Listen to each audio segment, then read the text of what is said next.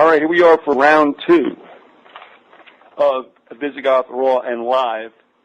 And we have with us, once again, he was on last month, and the bad news was it didn't really get recorded. The good news is somebody did get the last half, and we'll put that audio up later.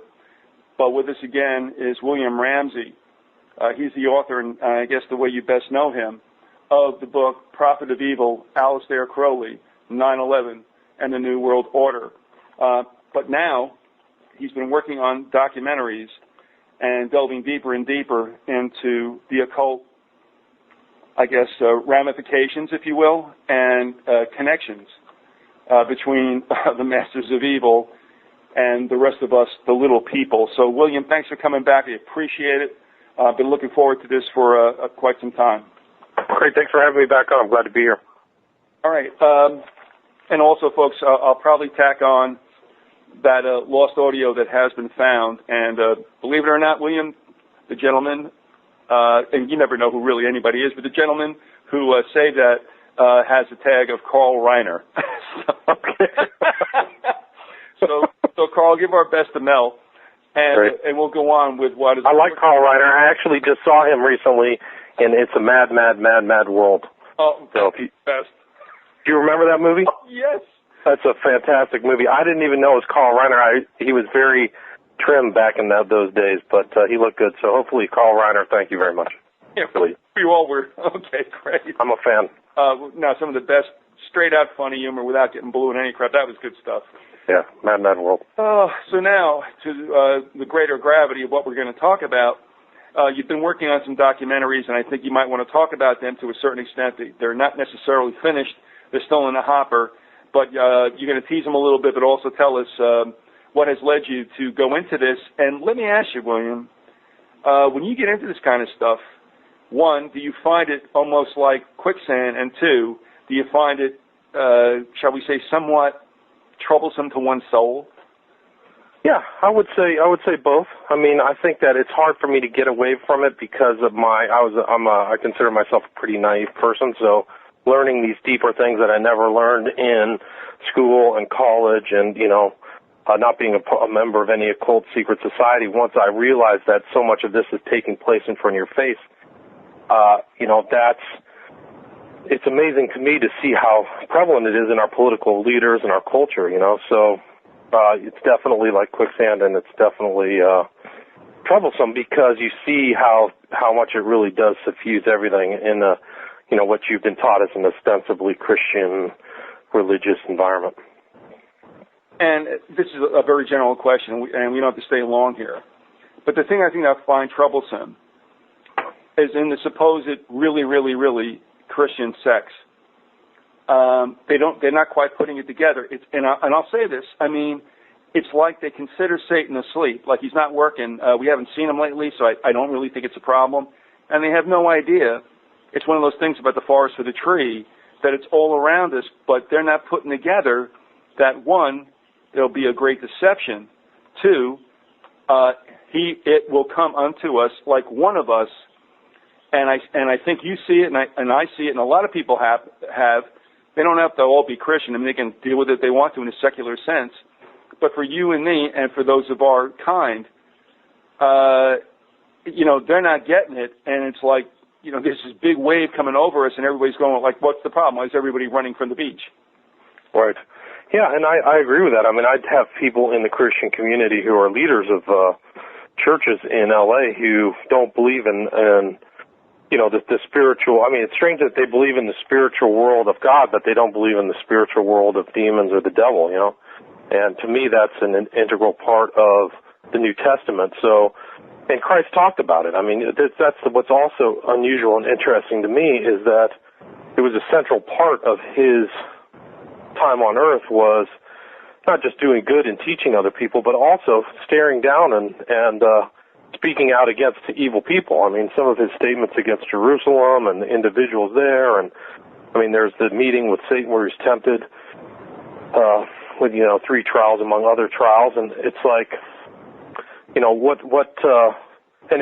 it suffuses all of Paul's writing, Peter's writing, everything like that. So why can't you see it today? It's almost like they're trapped in looking back in 2,000 years of history instead of seeing what's happening now. I mean, I think Orwell said wisely, among his other wise statements, is the hardest part of looking at things is seeing what's right in front of your nose, you know.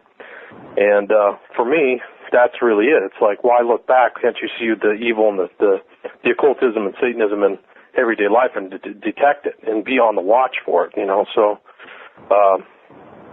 it seems strange to, you know, it's like they're abridging, you know, essential elements of the New Testament, New and Old Testament. I mean, there's all kinds of witchcraft references in the Old Testament as well, and evil spiritual events and priests of Baal, etc.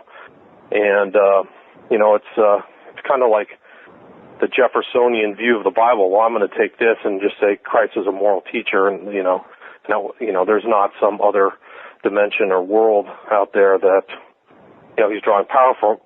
Although I'm going to go to heaven, you know, which is which they believe in. So it's some other place, but they don't see, you know, or perceive in their hearts that, you know, there's something else going on that people can draw, you know, power from a dark side, I guess.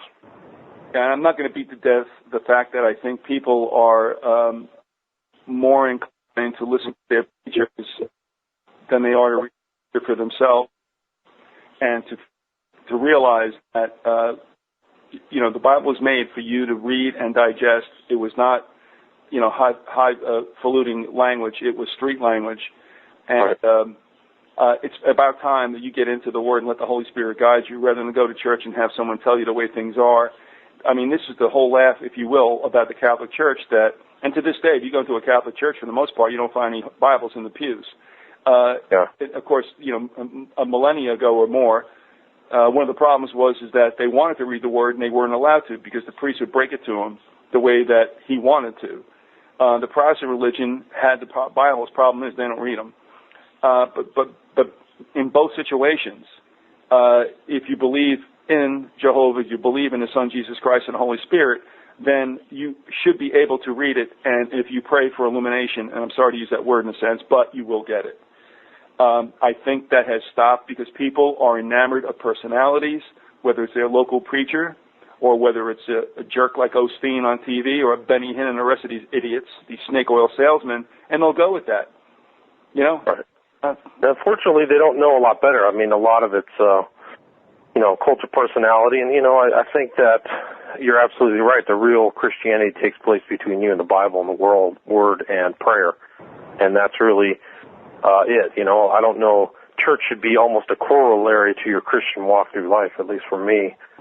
You know, I mean, I'm not saying that church is invaluable. I'm just saying that that's where you go to be in fellowship with other people, and hopefully, you know, you're educated from the Word instead of from the pastor. Pastorcraft is a lesser form of priestcraft that takes place in the, you know, priestcraft is like or rabbi-craft, I guess it's, you know, it's probably applicable as well. But, you know, if you rely on somebody else as an intermediary instead of, you know, listening to the Word itself, I think you're doing yourself a disservice, or a person is doing themselves a disservice.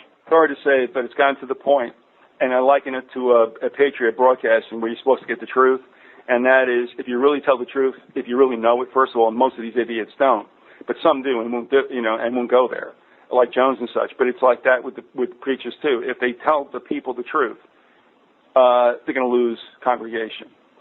Agreed. Therefore, the whole enterprise goes down, and boy, doesn't that suck. I'm sorry, but, you know, I never really saw in the Bible where we had to have mega churches and all this other stuff. In fact, I didn't see that either. No, I thought it was pretty much like cells, and if you had elders, fine. And I thought, for the most part, one would be rotated around to give a homily. I won't go into the whole thing, but I think something went very much wrong, where bigness and greatness seems to be more holy, and that is absolutely the opposite. So. Yeah, I agree with that. I also have found myself, like, since I've been getting into the cult and saying, hey, look, this person is really not that great. They're deceiving you. You know, if you melt down people's golden calves, they will be angry. So, and those are primarily Christians. You know, if you say, this guy's not a Christian, and, you know, they really think that he's out there protecting them, I've seen them turn and go after me in a pretty nasty way, you know. So. And I'll just say this, and I wanted to respond by all means, but we'll get into the heart of the reason why you're here.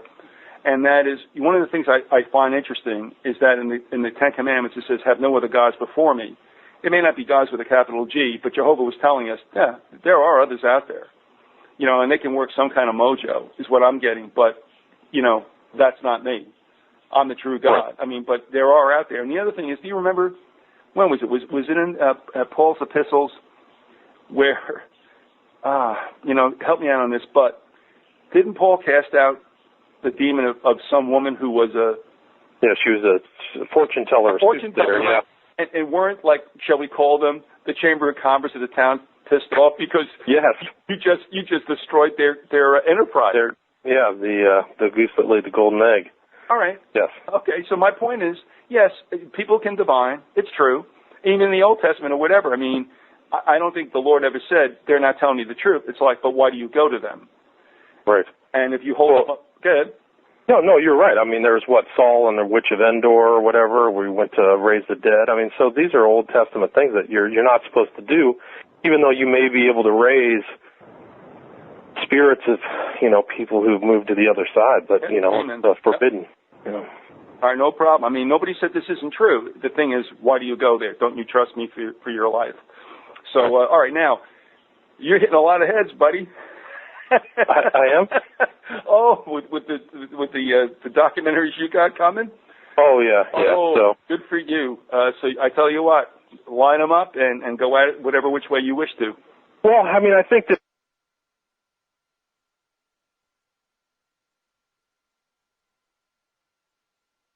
when I got led back to Curly from 9/11, it opened me up to the much broader, you know, terms and things that people are saying that are sub rosa that somebody who's not in the occult, you know, would not be able to understand. So I really have been studying political leaders and, you know, the Hollywood. So I've seen a lot of Hollywood. Like I have another one, Hollywood 2, that's going to come out at some point. So I'm working on a variety of projects. I don't have just one. I just, you know, compile these things and in my spare time try to, which I don't have a lot of, try to compile them. So, you know, I realize that, like, Obama is a straight-up occultist, and so is Bush. I mean, they're and the father, the Bush Jr. and father. I mean, they're both skull and bones guys. So, you know, I see them, and then when I study their public statements, there's many things that they're saying that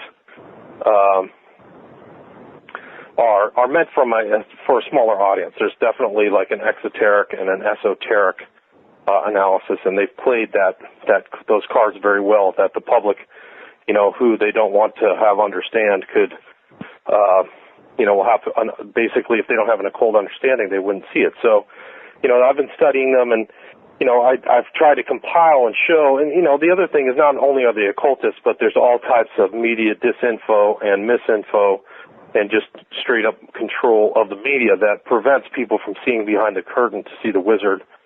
And so that's just like I tried to discern really what's going on and compile evidence that shows that, you know, these are certainly not Christians and certainly not people out for, you know, the betterment of society. They believe in kind of the same kind of view that Crowley does in a lot of ways. They really don't care about the poor. They have an elitist sensibility, they don't mind a feudal state, and they're pretty ruthless and, you know, selfish. So I think that, you know, I put together these films and these videos will, you know, back up my opinions for that. So, you know, I'm doing Occult Obama, and then I went through and analyzed a lot of the speeches that Bush had made, and I just discerned, and Bush and his father had made, and people are familiar with, you know, the famous speech that George Bush made September 11, 1991 about, you know, a new world order and we will, and you know, all that. But there are other speeches that he's made, that the father has made and the son have made, that, you know, the general public should be made aware of, and their interpretation, at least in my interpretation of what they said, should be public knowledge. All right. And again, I don't know which one you want to address first, because you do have some audio bites, and so I'm going to set up to you as far as the order in which you want to. Well, let's talk about Obama. I mean, Obama's the current president, and we can go back through. And some of these things have been covered by other people, but, you know, I just wanted to bring it up. People. The thing is, you get a really good idea of character when you put together all of these clips that I did, and you see, what this person really is about, not this public image of hope and change and these kind of Soviet-style propaganda efforts that, his handlers have put together. I just wanted to show that there is, and it's kind of a theme that you have pressed upon, that these guys are puppets, they're figureheads, they're part of a larger system, I think, and I think that's the case for any presidential unit. But it's good to see the team of thinkers that's behind the presidential figurehead or facade, I guess. So.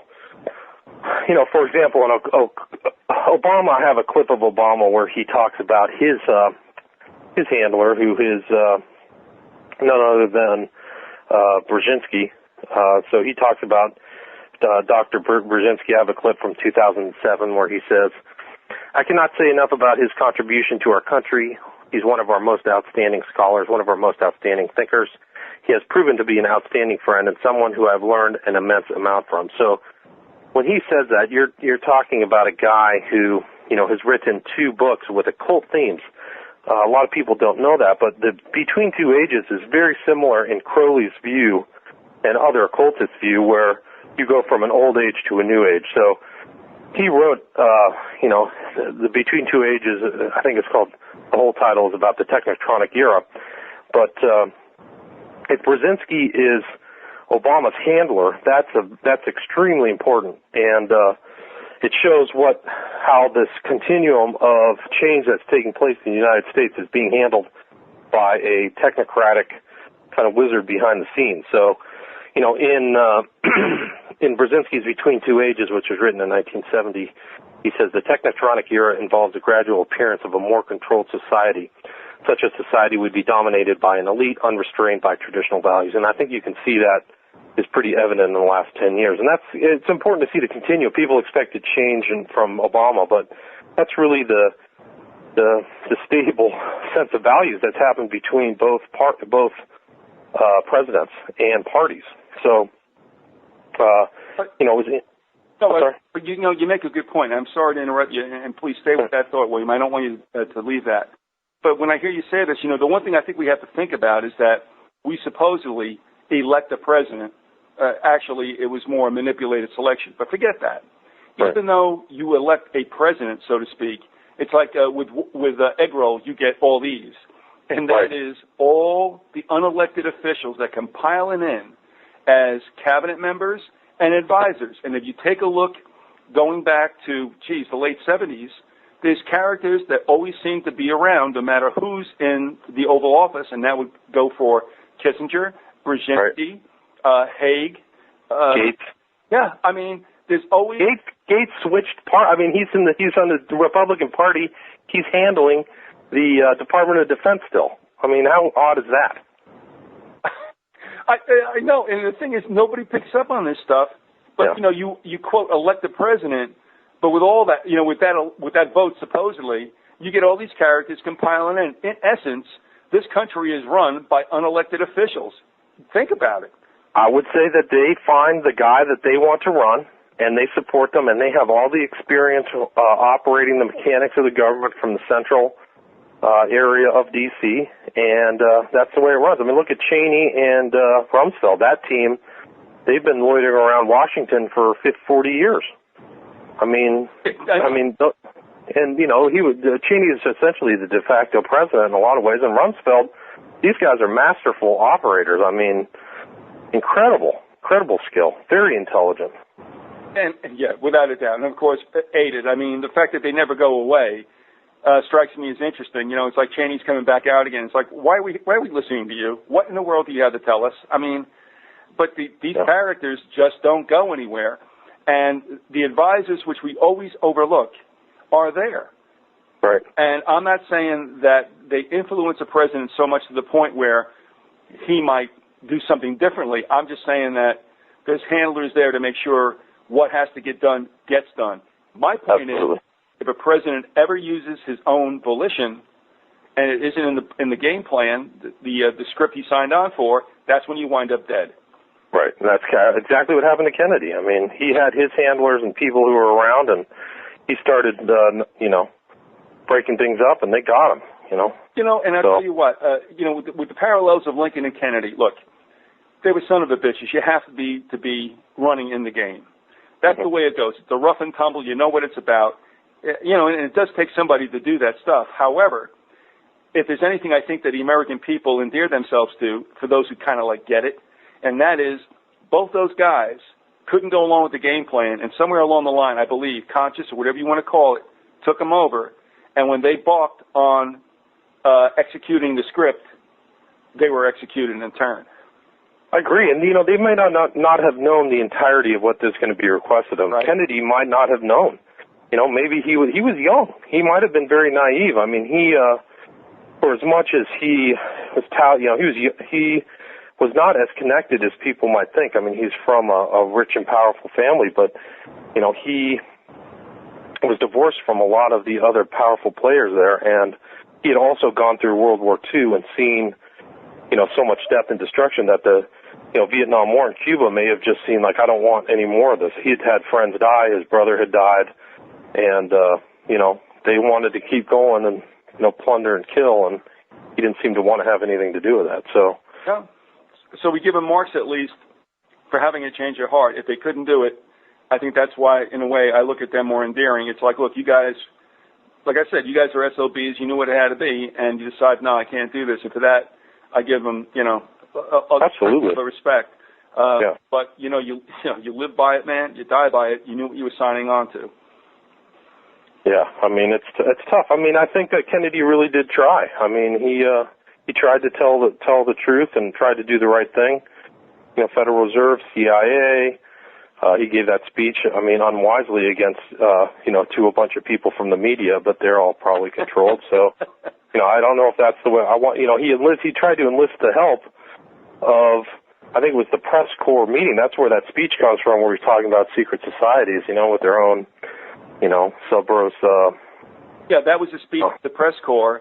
Right. I believe at the Waldorf Astoria, 10 days after the Bay of Pigs was scuttled. And I think he was stinging from that. Yes, and you're right. I mean, he makes a veiled threat, I guess, or at least exposure of, I would say, the Vatican, and that I think signs his death warrant. And plus, he also popped off when he was running against his other Democratic opponents trying to get the nomination. In '59 he was saying that the Vatican won't rule me. That probably doesn't go over too well in Rome, so I don't know.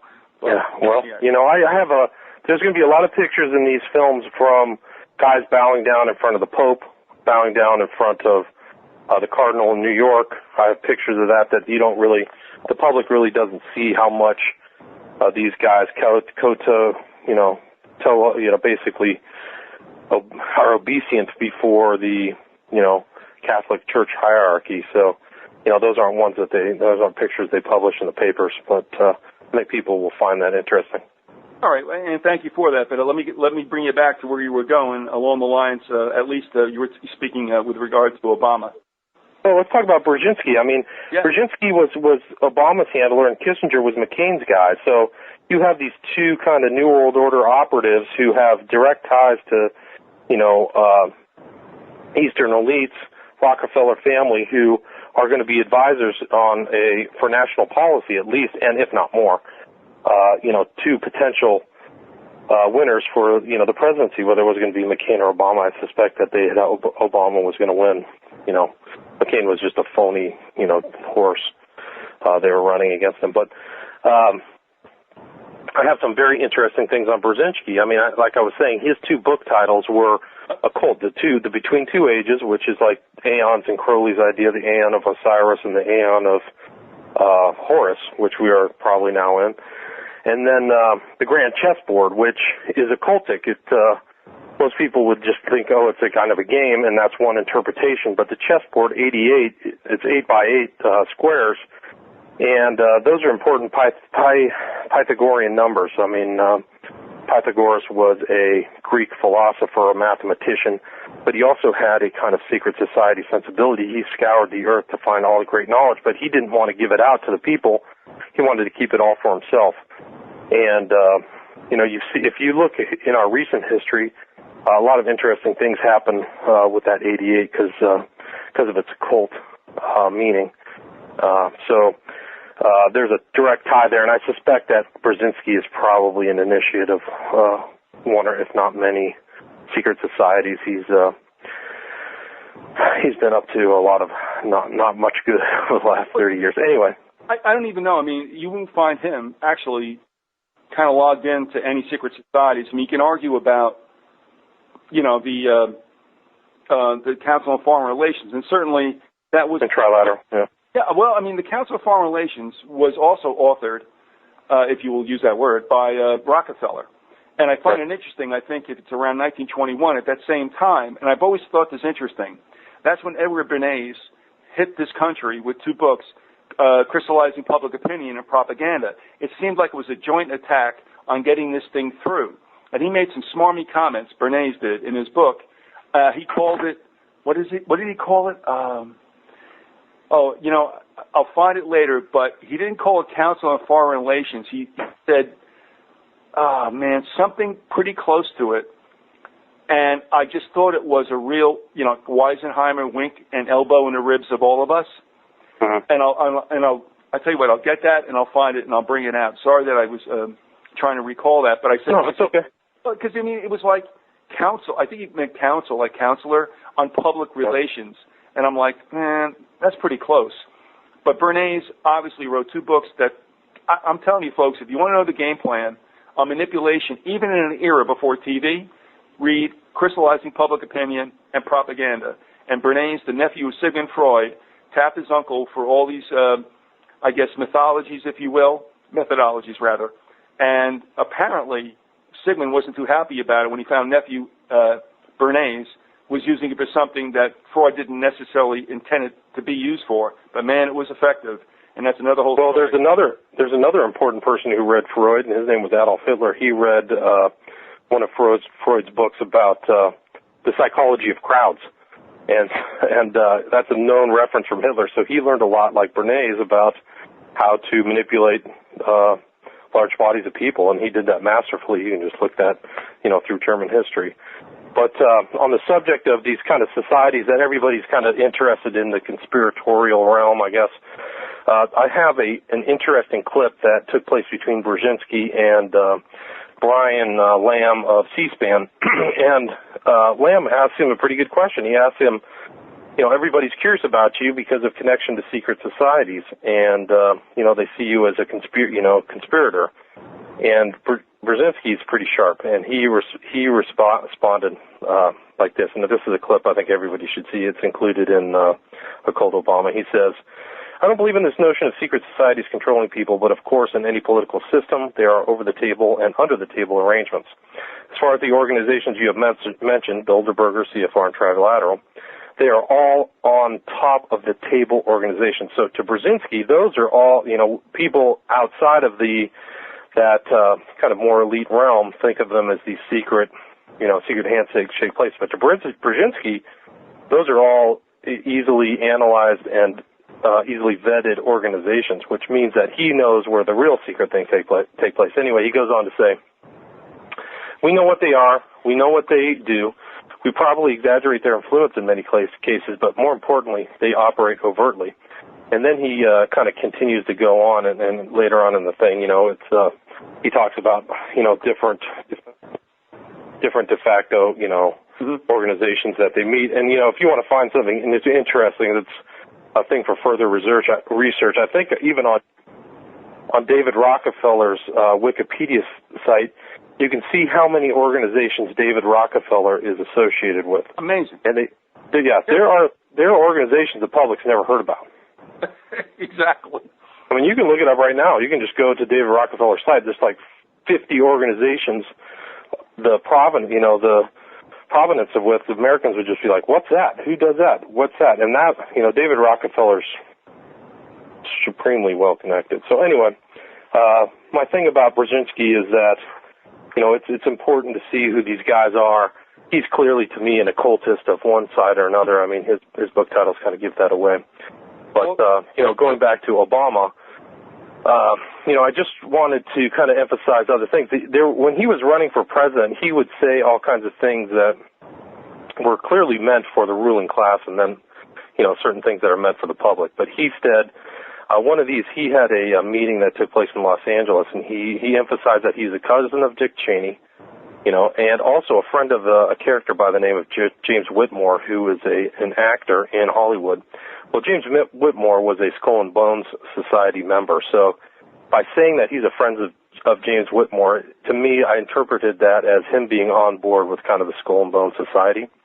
And, I think everybody should kind of realize that Obama is saying these things with an inside, wink and a nod. So right.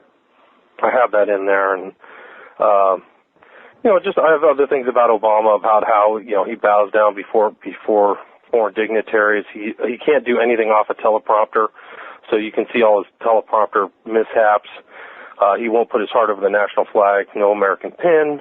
And, he's clearly some kind of New World Order stooge. He just doesn't care about the nationalism of the United States, clearly. And, but do you think in this day and age, honestly, since we've entered whatever you want to call this period, though we have presidents that talk something and walk something differently, and are really now in a period, and I'll say it goes back to Daddy Bush, and you can even argue Carter, whatever, and yet they talk nationalism and patriotism, and yet they're selling us down the river into a one world order. Absolutely. Oh, yeah, no doubt. And the thing is about these guys is they're beyond money and they're beyond national boundaries, because they don't have limitations of, what the middle class, or what's called the middle class or lower class have. They don't have to worry about taxes in a lot of ways. They have shelters. They, aren't poor, so they're not stuck with dealing with a lot of the administrative bodies or the onerous, state and federal authorities. They have ways of getting out of trouble. I mean, these guys don't have to worry about that, so their sensibilities aren't even nationalistic, in my opinion. And I think I think you're right. They just parrot, that party nationalism line for the public's benefit, so that they'll keep working and paying taxes. The late Joe Meehan, and sorry that we've lost her, but she would go on and say, you take a look at the terminology, and with Clinton, all of a sudden the word interdependence became a buzzword, and that means, for all intents and purposes, a blurring of national boundaries and an amalgamation of all things. This interdependence means you were all going to be one big happy family, which of course has always been one of the great lies from Satan. And although it looks like it's going to be good, it has to be. It's the old story too, William. Nobody bite into a poison apple if it didn't look shiny on the outside. Right. And that's what's being sold now. And I look at all these kids going through the public school system and all this bit about the green movement and multiculturalism. All sounds great. And on face, if it were for a non-nefarious purpose, I'd say beautiful, but it's not. And that's another thing that's happening from the inside out. I'm sorry, go ahead. Well, no, I was just on the subject of education. I have a clip in there where Mitt Romney was bagging on Obama fairly because Obama wants to put this is unbelievable. It's actually true. Obama wants to have sex education in kindergarten. So he's here. Obama is kind of mocking Mitt Romney for being a white middle-aged stooge by, kind of having a funny voice. And then he goes, so Mitt Romney is making fun of me for asking for sex education in the schools and blah, blah, blah. And then he follows up and finishes, and Obama says, but it's the right thing to do. I mean, that's sick. It is. He's a sick puppy. They all are. I know. I mean, how did this guy even stay elected? And then it just gets worse and worse. I mean, I think that when you look at all the stuff I've compiled and put it together, I think you can actually have a clearer picture of these guys' personalities. They're as perverse as you can get. I tell you what, why don't we at this point also give people kind of like some kind of shape to what you're doing? What do you have in mind as far as the number of documentaries you're going to release? And without putting any pressure on you, when do you think that those might be available? I'm trying. I just have a very busy schedule. I have some free time coming up, so they'll probably come out in a month. Maybe, I can send you something once I'm done. But it's I have everything compiled. It's just really putting the time together to edit and really get everything together. So I think sooner than later. But I definitely have. I have scheduled lots of documentaries. My next one, after I finish these three and get them out, my next one is going to be about elite perversion, past and present. So I'm going to go from all the way earliest history all the way up today and show that a lot of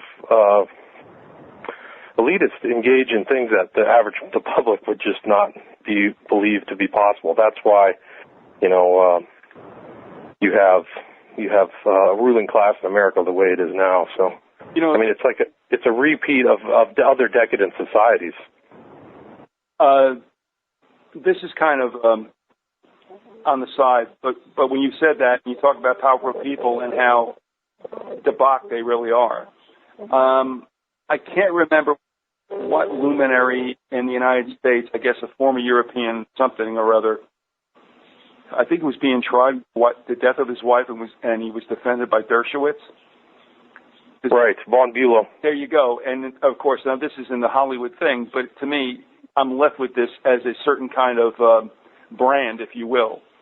After the trial's over and Von Bülow's happy, Dershowitz got him off. If you remember this at all, I don't know. Dershowitz looks into the back of the seat, and he realizes that he just defended a fiend and won. Right. And he said something like, "You are a very strange man." And Von Bülow looked at him and he goes, "You have no idea." Right. Well, I'll tell you what, I can't argue with that. People have no idea. No. We all get upset about these characters. We'd like to whoop them upside the head. But it goes back to this idea of, look, you're dealing with messengers from below, and we deal not with flesh and blood, but principalities of darkness. So forget all that kind of stuff. That is not the way to combat them. And unfortunately, it has gotten so ripe. And, William, I always threaten to do an article, and I probably should do that for the upcoming e-zine, about it. This is such a godly country. And please explain to me the symbology, from D.C. to Explain to me the Franklin scandal, the cover-up, and the total manipulation of the state and federal authorities for that. That's one of the things I would handle. But that's not just a local problem. If you go to all these other countries, the same kind of thing happened in Belgium, Portugal, France, England. It's in every country that it's amazing. And the cover-up, Mexico, Chile. This is and then you have the Catholic Church, which is basically what they've done is it's amazing how they've gotten away with criminality for decades. I had on Ellen Lachter, and she's just a great person, a clinical psychologist that deals with ritual abuse victims down in San Diego. She's a Jersey girl. And she's come on quite a bit, and I really want to get her back on again. It was always a good thing. And I was always amazed at her resiliency, both her and her husband. Can you imagine doing this stuff all the time? No. I don't understand either. And she came on with the No Blitz at one time and some other folks. This is the sordid underbelly of this country, which nobody really wants to know about, and that's understandable. But the fact that it's there, and even goes back to things, and I don't know if I'm going too far afield here, but, when JonBenet Ramsey, whatever that was about, are you kidding me? Yeah. Are you kidding me? How does somebody get into a household? I won't go on with it any further because I think everybody understands the scenario. I'm not understanding this unless this was a sacrifice of a virgin around the winter solstice and the feast of Saturnalia, or as we people know it as, Xmas. Right. Well, I think that, I've heard a lot of stuff I've read a lot about that, and I got Cyril Wecht, who's a pretty well-known forensic. Man, right. Right, yeah, and he's done a lot of good stuff about Kennedy. But he said that if that hadn't happened, the state of her body, her parents would have both gone to jail. That she was already, according to him, she was already else was going on. And I think I vaguely remember discussing with you, but, after the real party, after the first party starts at about 10 or 11 o'clock, apparently the other party starts, where, a lot of people come in late at night and then the really evil stuff takes place. So, they probably had a Christmas party and then everything else happened and God only knows what happened. I don't know. But the family knew something, I believe. That is absolutely horrible from top down. And it's not unusual for these characters who have made a pact then we can explain that. We could not prove that. So it's all, yeah, I know, it's all hearsay. But, this stuff seems to occur at certain times. And it always involves, children. And you understand this fully, and so does everyone else. And I mean, you don't have to be a Christian to get it. But there's one thing I don't think that the Lord can brook more than anything else, and that is do not mess with the children. I mean, I think that's pretty clear in Scripture. What do you think, William? Oh, I agree. I mean, it says to do this to one of me, it'd be better to have a lodestone tied around your neck and thrown into water. So I think that's the quote offhand. But yeah, these are the evil times, man, and it needs to be rejected. And it's really been, the thing is that there's nobody really shouting from the rooftops. I mean, the silence from the Christian field is it's amazing. I mean, these people are getting paid, pastors, and I just don't see a lot of them out there really fighting, this, I would call it an occult conspiracy, which is another title for a movie that I would like to do that shows that this is not just some kind of political field or cultural field or entertainment field, but it all meshes together, and a lot of these, same themes are happening not only on a, really on a global scale. So, I want to mention something to you, and then I want you to share with us your website, what you have coming, okay? And I wanted to mention this a certain bit with Jacob, but the Eutychans and I would talk about when they would go out, and Eutychans were the last ones that I know that went out and were proactive in trying to, they gave presentations, try to take what took place, with the W2Cs and such on 9/11 and break it down. And I would say fairly successful because they were good at what they did. Andy and Herb both covered certain separate elements inside that day, and they did okay. And the one thing we talked about, and Jacob had mentioned this before in the first hour, and that is when you talk to people and you kind of get them to understand that something wasn't really right that day, but what happens is you can see it in their eyes when they're with you, and then they jump to the horrible question, and that is, then you mean that our government kills us? And it's called at the second level. And when you could see them get to the second level, and then you know that they were in deep trouble, and this is going to be a battle to fight this cognitive dissonance. And don't you think that that's what we're facing? I mean, this whole thing about 9/11, the shameful thing about us is that we have short memory spans.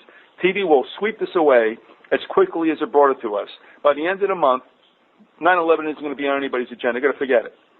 Right. And then, in a sense, I hate to say this, we can go back to work, but that's the point, don't you find? I'm having this deja vu, like I even asked you this once before, maybe I did. But the point is that you can break it down that things are not right, as it was with the Lusitania, as it was with the Pearl Harbor, and with the USS Maine. And the thing is, then people jump you, and they go, and then you got a problem. Yeah, I mean, it's sad. I mean, I think that's how these guys, the politicians, have gotten away with so much over time. That's how they get away with it in all kinds of tyrannical societies, is that people are busy, easily distracted, they have family problems, they got to pay bills, and, the politicians become their masters because of that. And, and truthfully, a Renaissance landscaper, a friend of mine, and we had many discussions. He was probably ahead of the curve as far as this goes. I always think about contacting him and saying, I remember what we talked about, starting with the Knights Templar, but I'm like, do you understand where it's going? I have no idea if he's on the same page. I probably won't do it. But there's the point, though. I mean,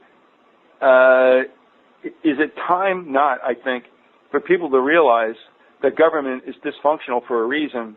They're not your friend, and they will fake being an advocate. But in essence, they basically step back and let the dogs loose on all of us. Yeah, absolutely. And I think that second level you're talking about how they kill us, I think that the people who think that it doesn't happen should see how many times the government sent people off to die, whether they kill on 9/11, whether they send them off to bogus wars and die, or have their lives ruined or are shattered, PSD and PTSD, or drink themselves to death or commit suicide.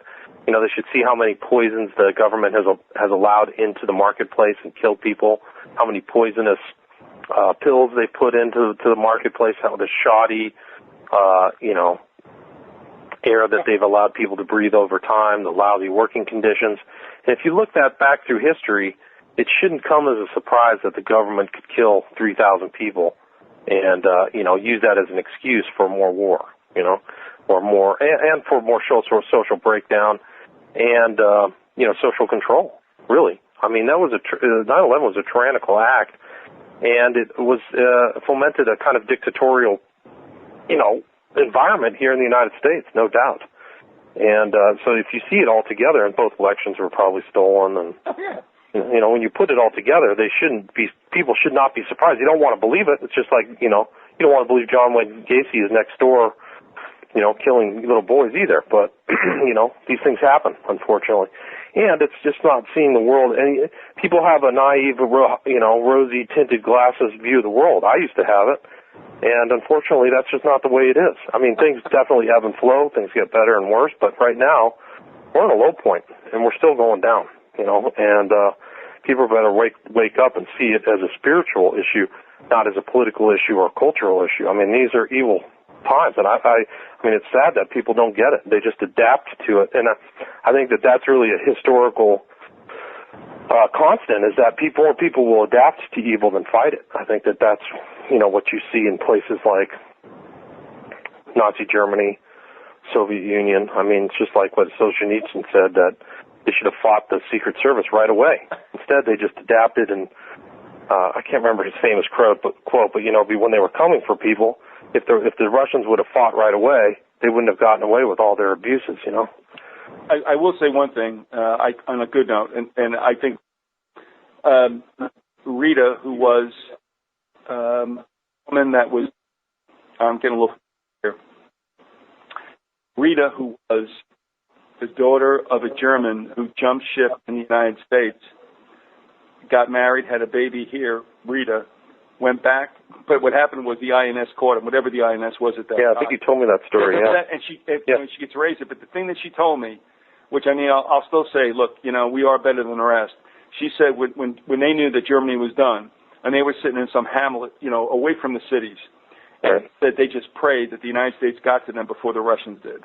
Right. Yeah. And good for us in that sense. Let's face that. Okay. Yeah. All right. But let me go on to what I said before, and have you tell the folks about what you're doing, about occult911.com, and what's shaking, so they can go there and see what you're up to.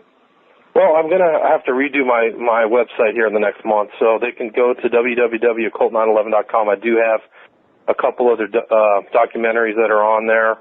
The Occult Hollywood Part 1, Part 2 is coming out, and I also have one on Aleister Crowley. And then my book is available pretty much on the web. You can get it hard copy, electronic copy, whatever you want. And then once I get my next website up, I'm going to have like a Facebook, button and a Twitter button and things that are really kind of my next step. I really am kind of a Luddite. I don't really That's all right. do the technology things very well. I'm about 2 steps behind the rest of the public, but then I'll hopefully be able to have everything taken care of, and I'll announce a release and send out a press release probably in the next month or two when I get everything done. There's something I appreciate about, and I find attractive about you, and that is I can hear in you the zeal that was once in me before life stopped me. So I always like that line from Homer Simpson, dreams, that's what I had before life stopped me. All right. But I hear in you the enthusiasm. I mean, you're on a lot of information. It's a discovery thing. There's nothing like it. Kira, who had done some work on Garfield and Gateau and all that. I mean, I asked her, she had done a show with us, and I said, but did you enjoy it? And she said yes. And I think you're seeing the same thing. It'll take a lot out of you. It's almost like it's a bottomless pit. But the joy of the hunt and to nail things down, I think, is probably what drives all researchers to do what they do, in spite of the fact that sometimes the topics, as you found out, are not all that pleasant. Right. And, the things that there's other things that I will discuss in this upcoming movie. One is the connection between George Bush Jr., Michael Aquino, Colonel Paul Vallely, who's on Fox News all the time. Vallely and Aquino both wrote a paper, and I'm sure this is just one that's been published. I'm sure they have other ones that were never published, but it was called From PSYOP to Mind War. And their idea was just to constantly barrage people with myths, not just to have one instance of a PSYOP, but just create a mind war environment of pure terror all the time, confusion, and using, high technology. And, I think that we saw that institute. And the scary thing is that Fox News is putting this Vallely guy, who's a buddy of Michael Aquino, who's like the head of the Temple of Satan. Yep. Yeah, he's on there 30 or 40 times. I got pictures of him. So, it's scary that these people are being, allowing themselves to be bombarded, not just with PSYOPs, but with a guy who is implicated in the most vicious crimes. And then there's Hunter S. Thompson, who's familiar with Aquino. Hunter S. Thompson was in San Francisco during the 70s. I can't remember the exact dates offhand. I have to go back and look at my notes. But there's some things that have been expurgated from the Internet that people will be very interested to know. I will tell you that privately I loved Hunter S. Thompson's work. I think, even though I know now that politics is a sham, his work on Fear and Loathing on the Campaign Trail, 1972, is excellent. When he wanted to be incisive, he was sharp. When he wanted to bust people's balls and go after them, he was the best. He knew it, but, he knew the underground, too. This is a guy who went to the Bohemian Grove. He used to hang out at all kinds of scary clubs in San Francisco. He, and some of the deeper, darker stuff is horrific. They're not good. I'm not comfortable at all with his death, by the way, and it was frightening. In Franklin Cover-Up, that supposedly, that was Paul, what was his name? Paul Bonacci? Yeah, Bonacci, who said from his testimony that Hunter S. Thompson was filming a snuff movie. Is that correct? Is that right? Yeah, and there's other corroborating stories about that, too. I hate that, but if it's true, it's true again. I don't want to go there, don't want to believe it, but when Thompson was good, man, he was the best. Well, and there's other stories he talks about Satanism, and, he was in the latter parts of his career, he was writing articles for Sports Illustrated. Yes. He'd have to put out, and one of them mentions Satanism straight out. People hunting out it's scary. He clearly, and his house was called Owl Farm. That was his place. So, he has the owl that flies at night, just like the Bohemian Grove. Right. It just goes on and on. You can make the occult connections. When he died, his girlfriend at the time said something really strange, and instead of it wasn't a Christian thing, what she said to the public was, he ruled Terra, Terra. He ruled Terra, and it's always haunted me about that. He was, when you really look into his character, he was a scary dude. Guns all the time, drunk all the time, got up at 2 o'clock in the afternoon, stayed up till 6. God, I love it. Yeah, he was crazy. The writing on the Fear and Loathing in Las Vegas, the intro driving into Vegas is the best. A classic. The guy, he touched a lot of those sides. The Hells Angels, the San Francisco at the time of, its great changes in the late 60s and 70s. He was there. He was there. He was a political junkie. He knew how power worked. Yes. He knew how scummy these people were. He knew how scummy Nixon was. He knew how scummy the system was. He was relatively honest about it. He was... And yet Nixon loved to talk to him about football. Remember? Yeah, Get him in the back. About Las Vegas, my greatest line is, there's nothing more wholly unmanageable than the man in the depths of an ether binge. Man. Dark. I want to tell you right now, folks, we're going to open up the phone lines. Jim graciously has allowed us to go over. He didn't know you would ask, but still in all, it's his call, and it's his right to do whatever he wishes. He is very, very generous with his time. And if I give you his email, you can send him, nice letters and fine gifts and money. But the line to call in is 618. I think Lady Viz laughed out in the living room there. I don't know. 618-912-4681. Once again, 618-912-4681. Call in if you wish. We have a lot of ground to cover, and then, William, you're okay. We can stay on a little bit longer. Yeah, I got another probably 15 minutes to a half an hour once the family comes home. Then it's over. It's over, yeah. All right, when did the guideline? I think Gordon Comstock wants to call and ask you about something with regard to J.D. Salinger. Okay. And also I get an email from Jeff the Long Rider from Redacted News in D.C., and he says he might be able to help you with your projects. Remember you had asked me something along those lines? Oh, yeah. No, and then I'm also doing a book on Aleister Crowley. It's called Aleister Crowley, A Visual Study. So I have pieces from my original research, but when I did my book originally, I had probably 20 pictures or 30 pictures that I put into the book, but I actually have about 300. So I was going to make a more visual scrapbook, but I really don't have graphic skills to kind of compile everything in a kind of,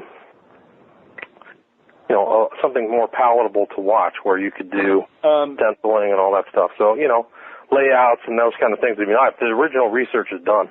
I'm going to hook you guys up because Jeff is a good man. And, okay, I'll CC you on the book. Okay. You can take a look at the rough draft. All right. Not pretty. Also, we have a caller, so God's mercy on you, swine. Okay. Come on, bro. It's Gordon. Oh, I'm disappointed. All right, Gordon, go ahead. I kind of prefaced what you were going to ask and have at it. Yeah, and this is one of those things that it's so hard to track down. You really can't. I don't know how you would pursue it doggedly, but you can take a pot shot at it now and then. And one of the few people I would bother even asking would be William. But you guys jogged my memory of it when you were talking about Kissinger, and Kissinger had such a nebulous, a strange military intelligence role in World War II. And it reminded me of another guy who had a kind of a nebulous World War II military intelligence career, and that was J.D. Salinger, who later went on to write Catcher in the Rye, that he's best known for, and then he dropped out of sight completely, and that's always been so weird to me. And of course, the novel Catcher in the Rye has been linked in conspiracy circles to having MK Ultra triggers in it. You see that in the Mel Gibson conspiracy theory movie. Of course, you got the Mark David Chapman thing going on there too. William, it's a long shot, I know, but do you know anything about Salinger? Not too much. I do know that Chapman, there is an occult connection between Chapman, one of Crowley's followers, was Kenneth Anger, and he actually was met with Chapman a week before he shot Lennon. And he had Anger. I've been doing some reading about Anger, and he knew that Chapman was mind controlled. He actually said that Manson was mind controlled, which is interesting. But as far as J.D. Salinger, maybe he saw something he didn't like, and did a Kaczynski type thing where he just dropped out and decided to go native. I don't know. Not normal. So to me, that's proof that there was something going on with Salinger. Something happened. Let me just share something with you. And I was writing for the Rutland Herald at the time when I found out about Salinger living in New Hampshire and being very reclusive to the point where he supposedly had a tunnel that he could walk from his house and emerge to get his mail from the PO box from the post from the box on the street. We call them mailboxes. Okay, great. And then he would just go back again. And I never really understood that. But what Gordon said, and William, what you're talking about, in those days in the late 70s, I never thought much about it. But now I'm thinking about him like if you're living like that, and although he was healthy, I'm sure. I think I understand why you would do that. I mean, I can completely understand that. Yeah, I mean, he might have seen things that just freaked him out, and he's done. I mean, I wouldn't want to be in the ruins of Nazi Germany and see what happened there, and see what and when the Russians came in and did all kinds of nasty things. Americans shot a lot of people too. I mean, it's not pretty. And then, there's all kinds of things that could have freaked him out. Operation Paperclip and Gordon, if you're still there, does it not seem? I mean, let's take a look at this. Orwell sequestered himself, if not exiled himself, to Jura, and yet, in a way that's more socially acceptable, did not Salinger, in a way, just sequester himself in isolation in a house in New Hampshire? I really never put those two together, but they both turned into hermits, really. Well, I mean, I'm not saying they're on par with Kaczynski, who was the guy, Unabomber guy, but Kaczynski had come through an MK Ultra program, and he clearly had, he was hyper intelligent, but he probably experienced it enough that, going to, where was he, Idaho or Montana, and living alone made sense, Yeah, that's so I don't know. Story too. Yeah, I don't know how that all. He's obviously crazy, but. All right, Gordon, you got a follow up or what? I actually do, and I guess this would just be to, because it's so frustrating, William. Because this is what I get so often. What's your reaction when because you're the kind of guy obviously that brings this up from time to time with dolts. When you show them, say, you point out how George Bush Jr. and others like him, but let's just stick with him, G.W. Bush Jr. how he would do the satanic El Cornuto signs. Right, yeah. In public, go out of his way to do them, and right. The typical reaction is, oh well, he's doing the University of Texas hook 'em horns sign. What's your reaction when you get that from people?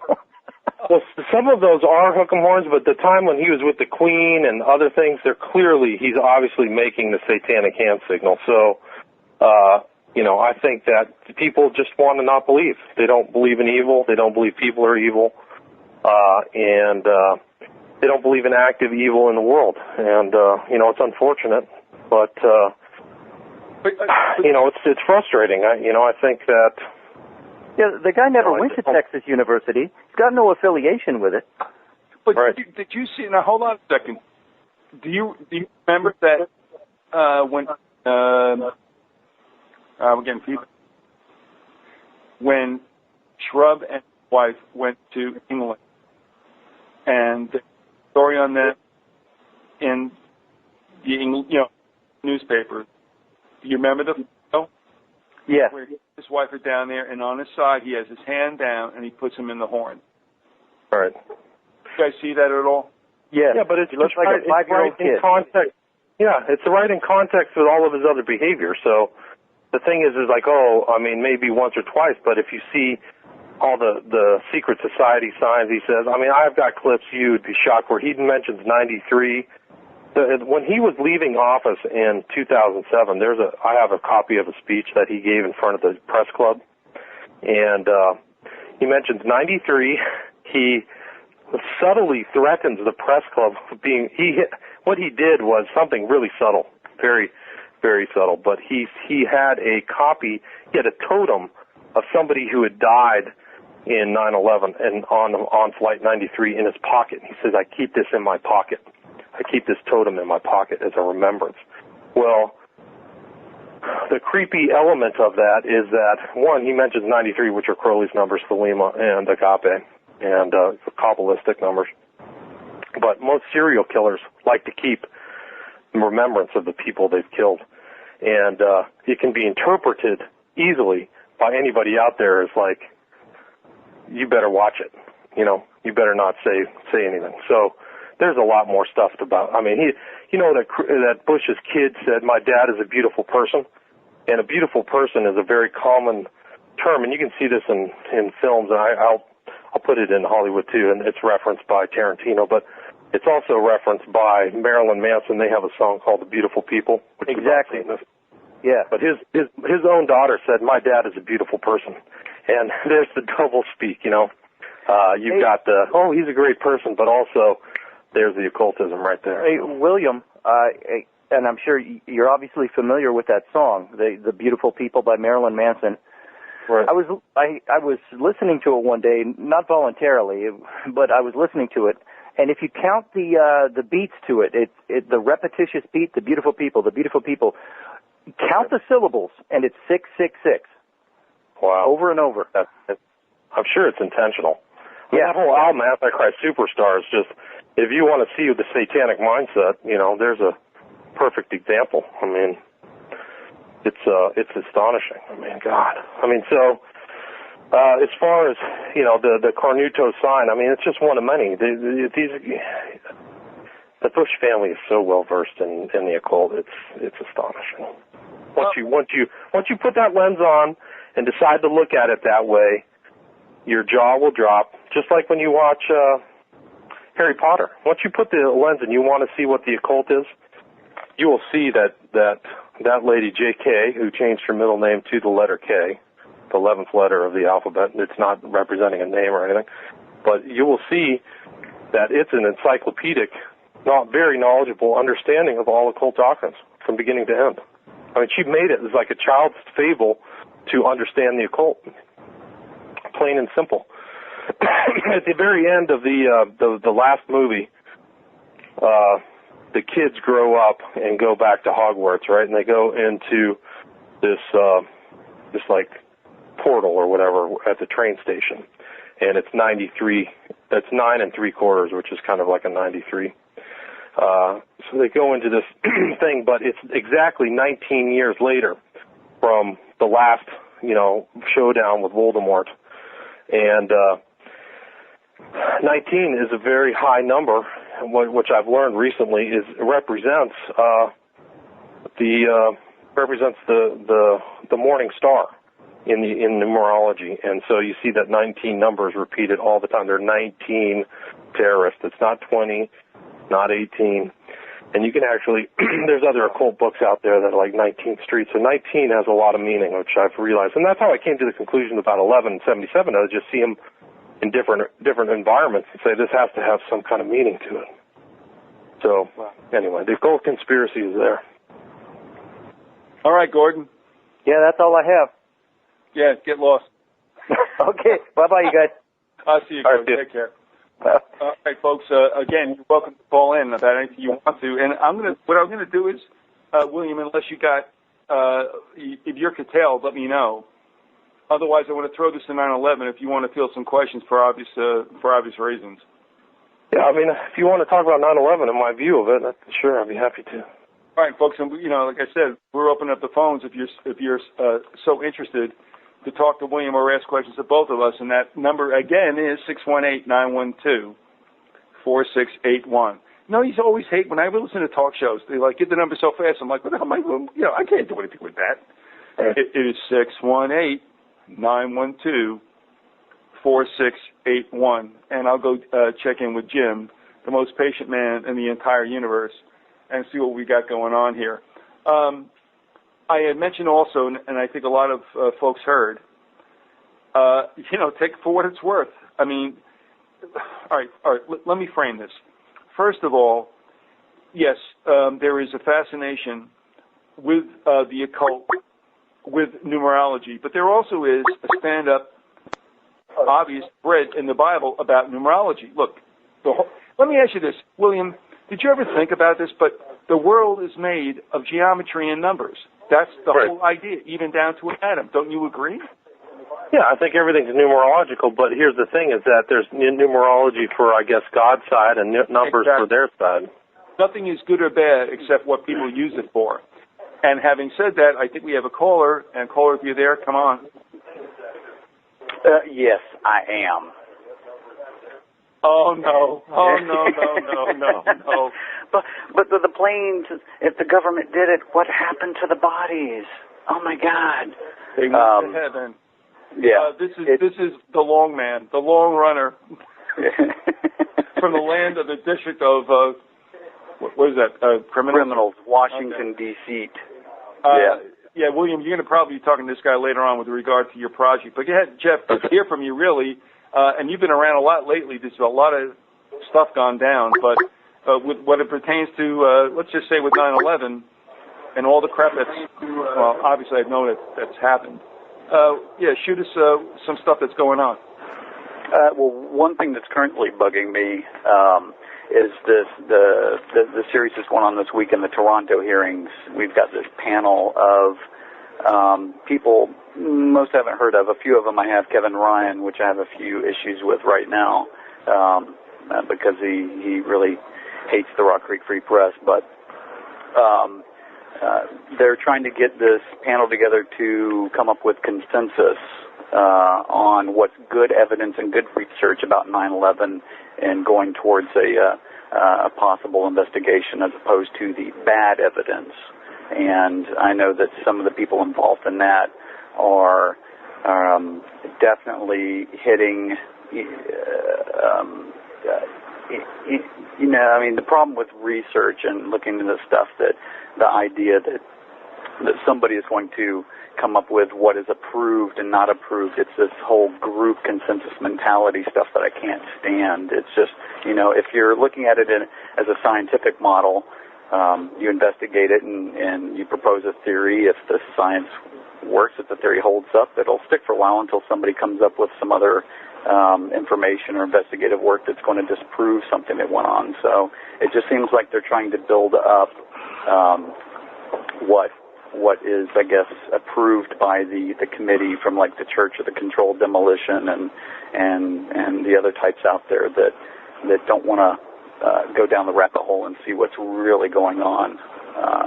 Jeff, I'm going to ask you if you got a question for William, only because we got somebody behind you, but I mean, by all means, do you have anything you want to pose to either him or me?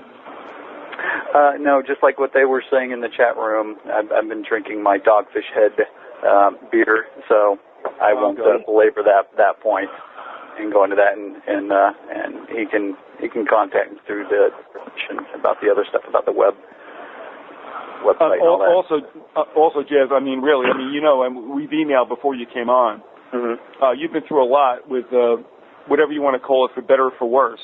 And you've been in this, right in the middle of that stuff, and I'd like you to come on and chronicle it without a doubt. Whether you can give William a hand with his future publication, I appreciate your, volunteering it, and I'll hook you two guys up. But, I mean, I would like you to come on, Jeff, also, because, like I said, you've seen a lot of stuff building up to this denouement, which is 9/11. And I would love to have you come on and break some of this stuff down, because it's been a kind of a wild ride for the last 4 to 6 weeks, hasn't it? Oh yeah, I mean, especially with this 10th anniversary ramp up to it, it's just, I mean, it is completely ridiculous. I mean, they just recently, right before this event for tomorrow, they banned all of the 9/11 first responders, the police and firefighters, from coming to the event. And I'm thinking it's just because they are afraid that these guys are going to show up in wheelchairs and iron lungs and going to ask some really pertinent questions about bombs in the buildings and things like that, and they don't want that. So, but yeah, let's get together and do a show. All right, thanks for sharing that with us, and we're going to do it. Thanks for calling in. All right. All right, we're going to go to another caller. Jim, if you have that person, please come on. Hey, Viz, what's up, buddy? Oh, God. Yeah, oh God, it's Gene from Brooklyn. Hey, look, I just want to thank Jeff Long, because he does have good taste in Belgian ales. I have a nice Belgian that he endorsed, so thanks, Jeff. But I'm wondering about this conference in Canada. Is this Canada conference on 9/11 investigation, is this just going to reaffirm the 9/11 Commission? I'm going to throw it over to William. Are you aware of what's on Toronto? Not really. I mean, I know that there's some kind of gathering there, but I don't have any idea what the purpose is. Can I play? I mean, they're not letting, like Jeff just said, they're not letting the firefighters and a lot of the first responders come down because they don't want to see a bunch of disabled people from the event. So it seems like,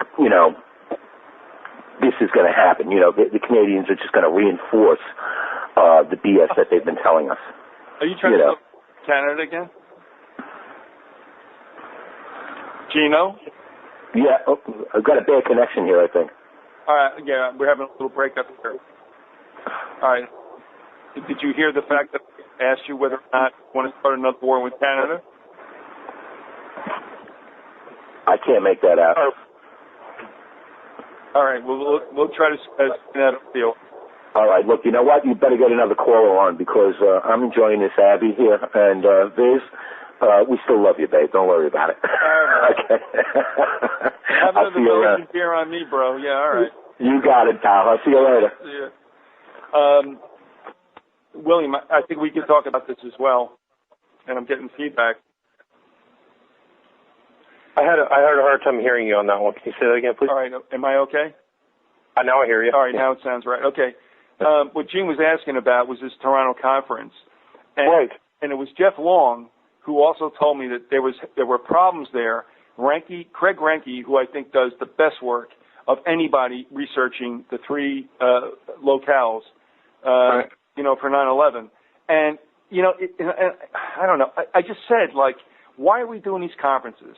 I mean, people make money. It's high profile. But in the end, what do you really get done? And it seems it's so much more fraught with problems. And, I mean, I looked at the roster of who was there, and I'm like, yeah, the same usual idiots.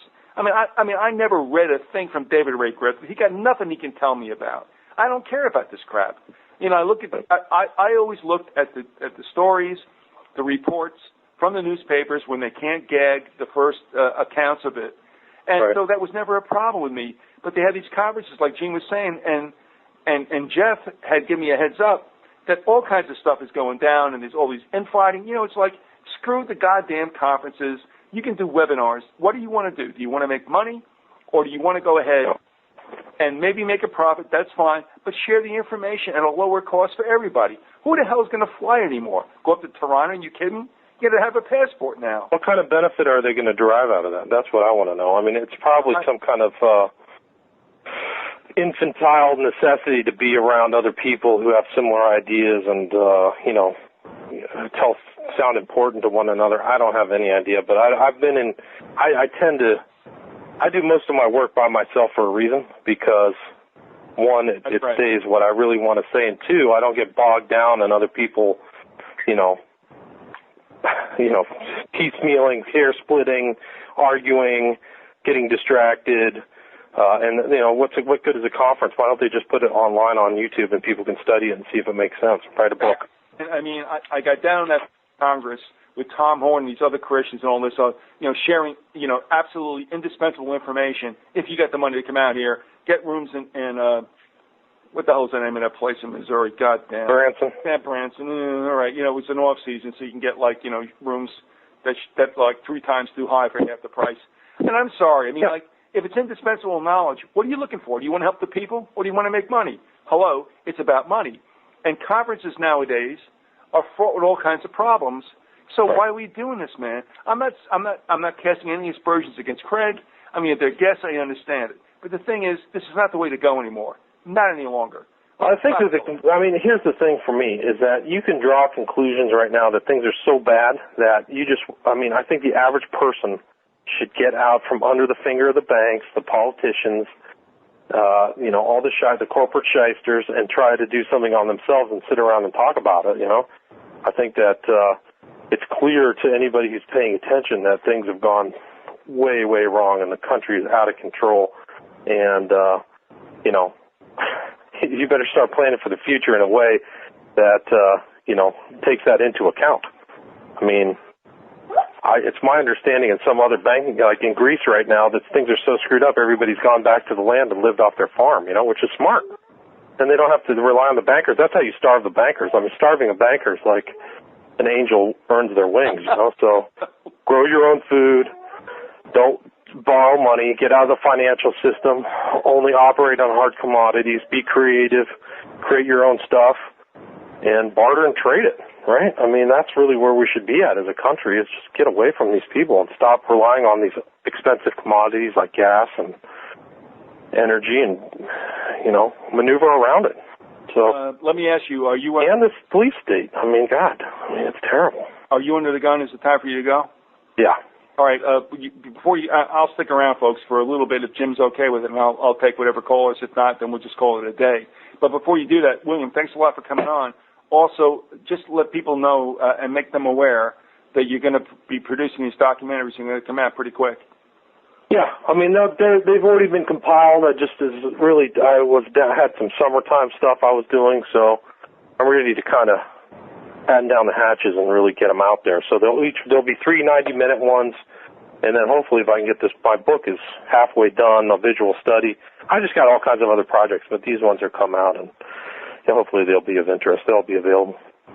All right, and also give them the website.